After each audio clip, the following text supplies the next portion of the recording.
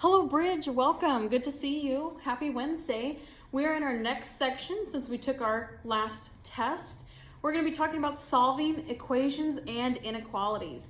Today, we're just going to take notes on solving equations, all right? So don't worry about inequalities. We'll get to those later. First, I have a bridge of the day.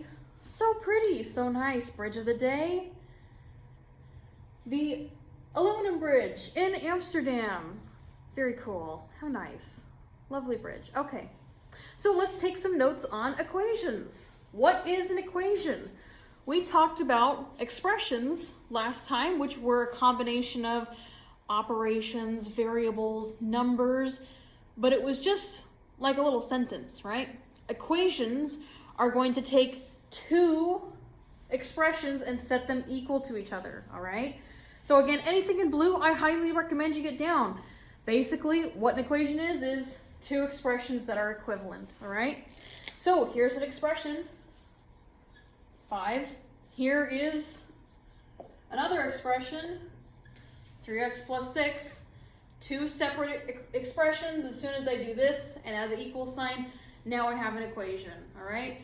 What about the square root of x plus 7?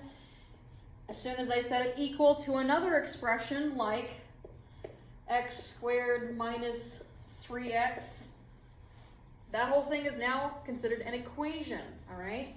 So we're going to be solving for x, solving for a variable in our equations here. All right. Next slide. Steps to solving equations. Pretty simple. Hopefully you've done these before. Again, we're just kind of reviewing these. We're getting some basic notes for today. So simplify as much as you can on both sides. Simplifying may include combining like terms or the distributive property, or maybe you need a factor or divide.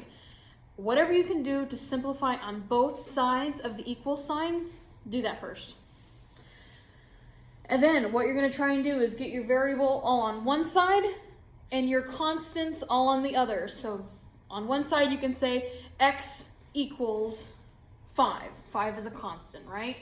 Or x equals negative 10, all right? Variables on one side, constants or your numbers on the other.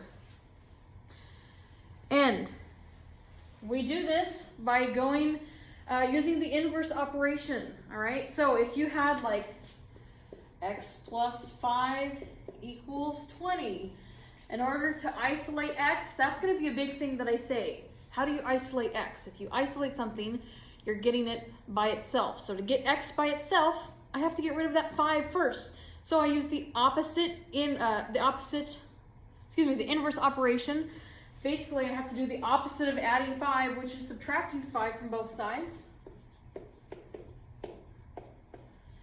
All right, that positive 5 and the negative 5 cancel out. Again, what I do to one side, I must do to the other. Since now I have 20 minus 5, I can say that that is 15 by simplifying on my right-hand side, x equals 15, all right? Things that you know how to do, but we're just going to talk about them again.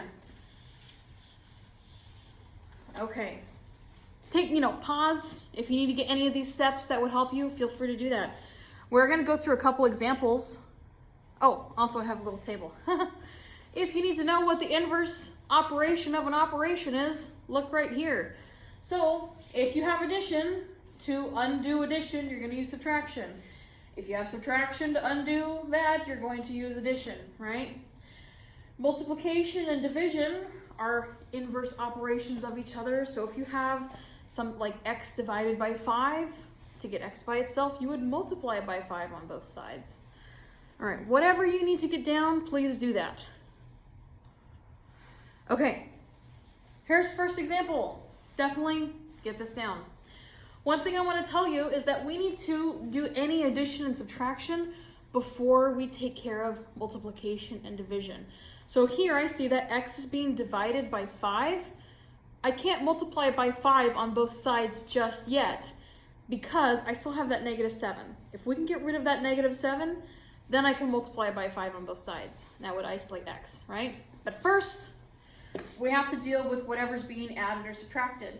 So since it's being subtracted, I'm going to add 7 to both sides.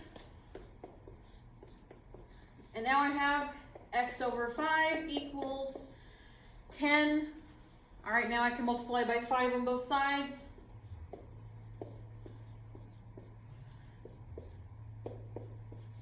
X equals 50, all right? When I multiply by 5 on both sides, it means that that thing cancels, because essentially what I'm doing is I have x over 5. When I multiply it by 5, essentially I have 5x over 5. What's 5 over 5?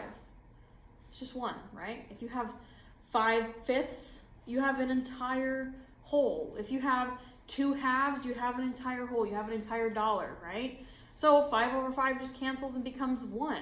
That's why I'm left with, technically it's like an invisible 1. I just have 1x equals 50, which again, you're so used to just calling it x equal 50, all right?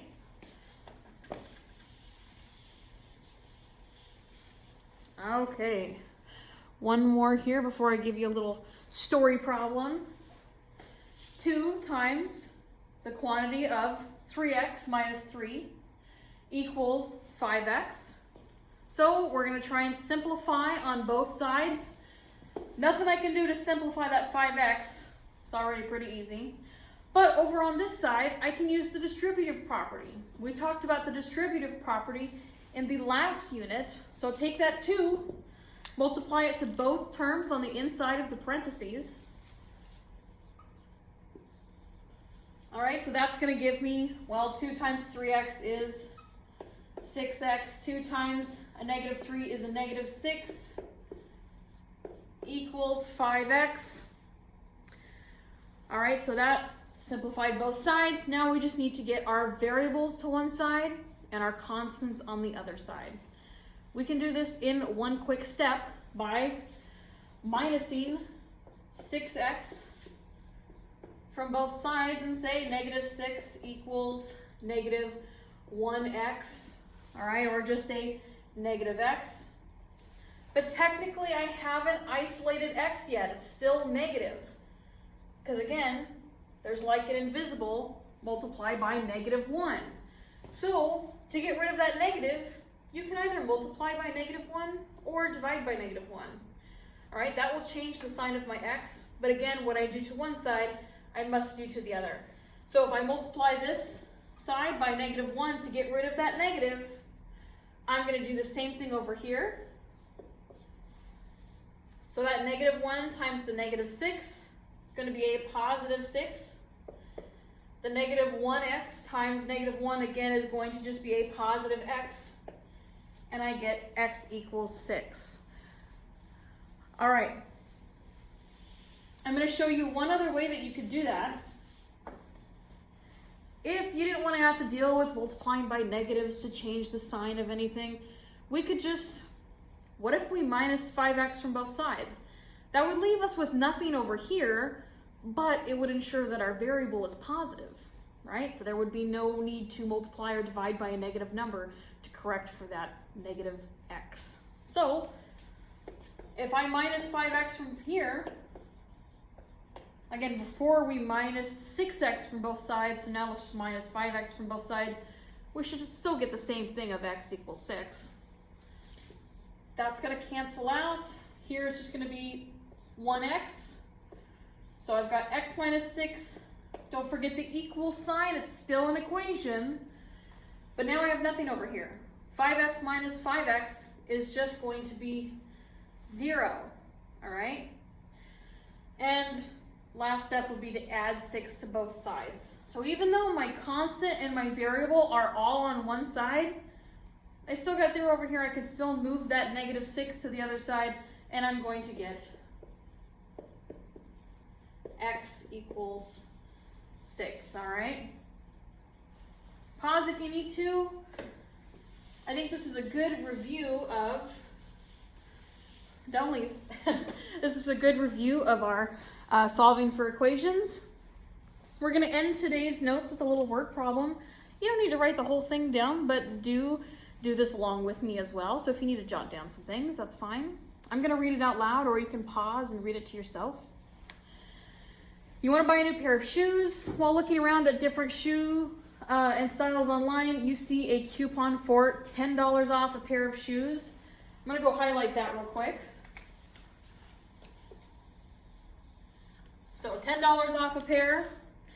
When you arrive at the store, you see that they have a sale for 15% off any pair of shoes in stock, but you're not allowed to use any other additional discounts, all right? So on whatever pair of shoes that you wanna buy, you can either use the $10 off coupon or the 15% off sale, all right? So it's kind of an either or, and we're gonna figure out which one is gonna give us the better option.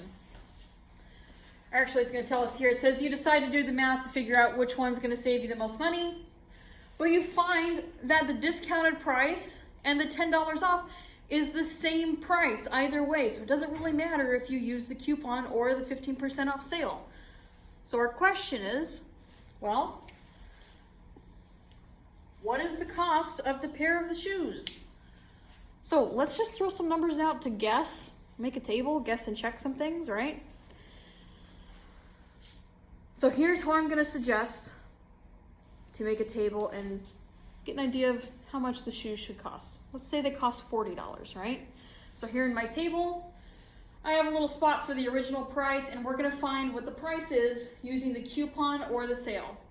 So the coupon was minus $10 off. So minus $10 from 40, you get $30. To figure out what the sale price would be of $40, we need to take $40. Hang on. I got too many things in my hand. We need to take $40 and minus 15%. If you remember, 15% as a decimal is 0.15.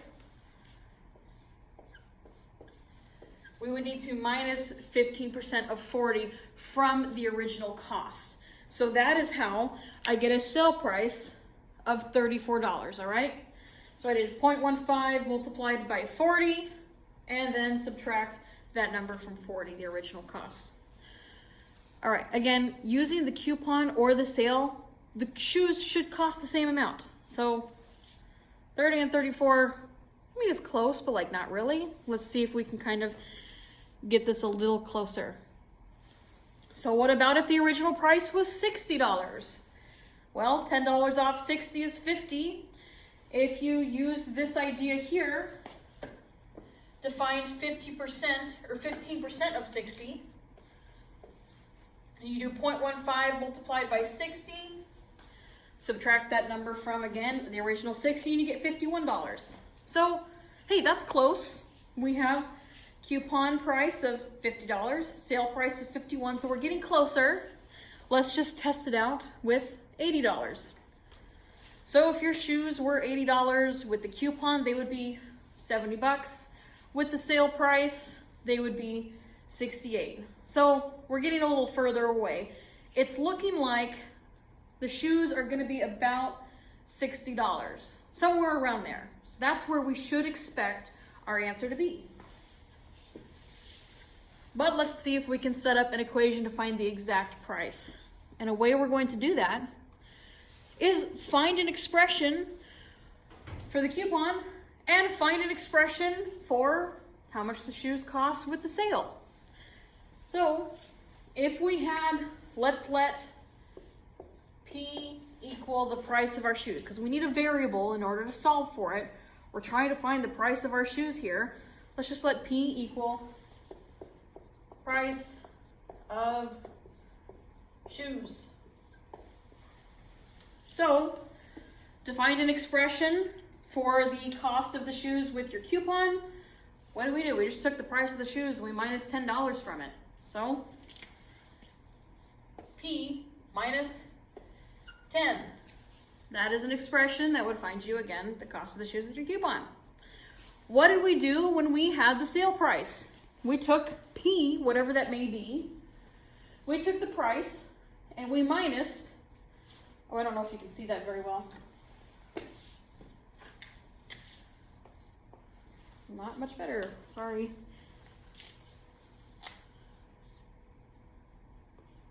We took the price and we minused 15% of it, so 0.15 P, all right?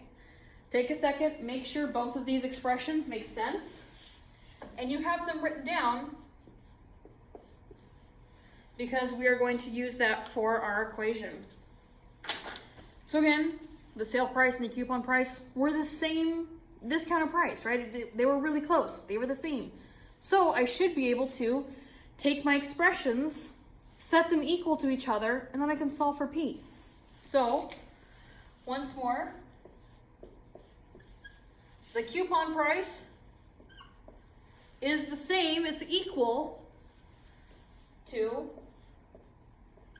the sale price, which we found that expression for it. So I've made an equation, I've set these two expressions equal to each other, now I just have to solve. We can solve using, we could try and factor out a P from both of these terms. We can try and combine like terms over here.